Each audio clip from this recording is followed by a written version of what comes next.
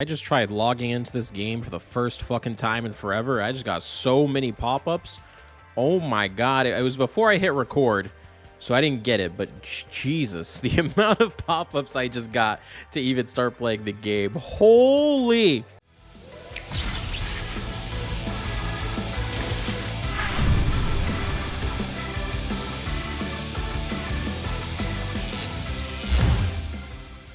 All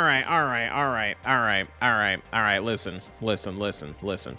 I have not played Yu-Gi-Oh! Duel Links in an extremely long time.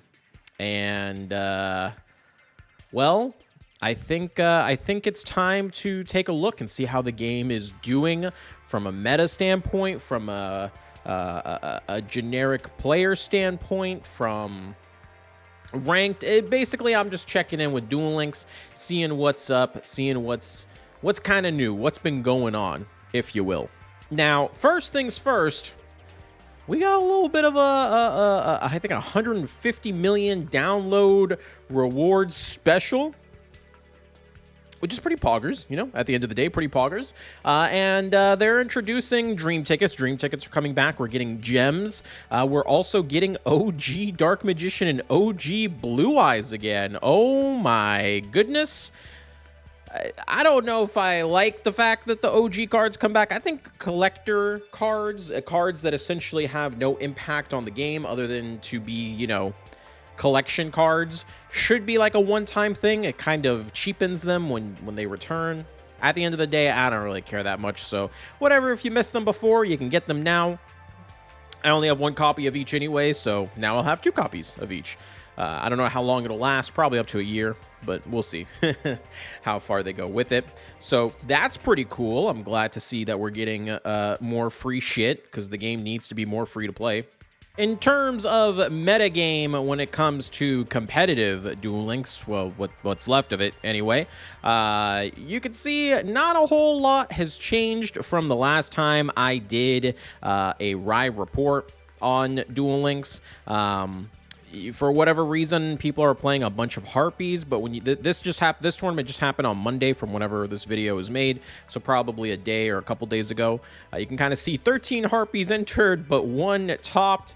This just leads me to believe that everyone is free to play and does not have Yugioh, did not go get Yugioh. Yugioh came out when Master Duel came out, so a lot of people missed the event.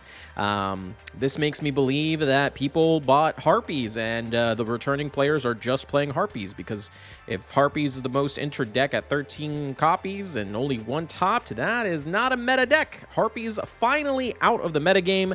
They are meta irrelevant.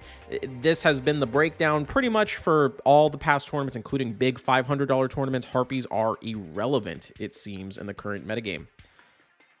You can kind of see, though, Phantom Knight's best deck, and yeah, everything else is kind of whatever. So really, I feel like the meta is Phantom Knights, Tier 1, and then everything else that counters Phantom Knights or anti-graveyard strategies is pretty much everything else. So it looks like we switch from Harpy's best deck to Phantom Knight best deck, and there isn't really much else to it. The only other times you see decks that aren't Phantom Knight winning is they're playing crazy graveyard control, or they themselves are playing just a buttload of back row cards. So Duel Links continues the trend of only having like one good deck at a time. Not a trend you like seeing consistently happen. As far as box releases and what has been coming out, the most recent box was the Maximum Gustav. This is the box that had you know, trains. It had Necros support. It had Red Eyes Fang with chain.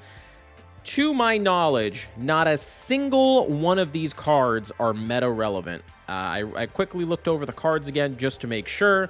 Necros is meta irrelevant. Horus is meta irrelevant. Manju is meta irrelevant. At the end of the day, these cards just came out way too late in Duel Links' time span. The only way any of this will be good is with a ban list, and you guys know my opinion on ban lists and Duel Links. The meta is so weak that we need a ban unlist or unban list, whatever you want to call it.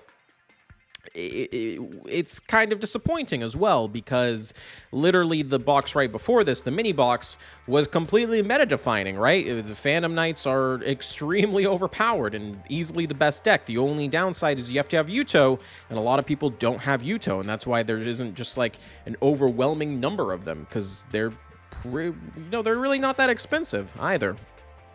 Comboed with the, I guess, okayish Fantastic Arc. It had Buster Blader in it and stuff, and Burning Abyss is okay. Unfortunately, Buster Blader didn't hang for too much longer, but it was in there for a while. The box quality is kind of and in a weird spot. You were getting good minis, but the main boxes, they're still trash, man. They're still trash, and they haven't fixed that issue yet. So hopefully they address that in the next box. I think Fluffles will be coming next, or will be the next major release anyway. I don't know if that's going to be in May or if it's going to be this month, but hopefully they treat Fluffles with the same care and respect that they treated Yugioh's decks. Otherwise, we're going to end up with another Maximum Gustav, who also, Anna Kaboom, was one of the worst characters ever released, as most of her cards were replaced with generic tickets that can't get you anything good. So everything related to trains in this box has just been a total disaster. Konami, please no more. Please no more. The other thing released, of course, was also Teller Knight. I actually reviewed this box, and I was kind of hopeful for it. I thought Trevor would actually make an impact. It didn't. Teller Knights are even worse than the main box. They just flat out didn't even do anything at all. And this is a structure, so it's cheaper than going into the boxes. So a lot more people tried it. It just didn't work, man. Unfortunately, Teller Knights are just too weak to compete in the metagame. That's just unfortunate.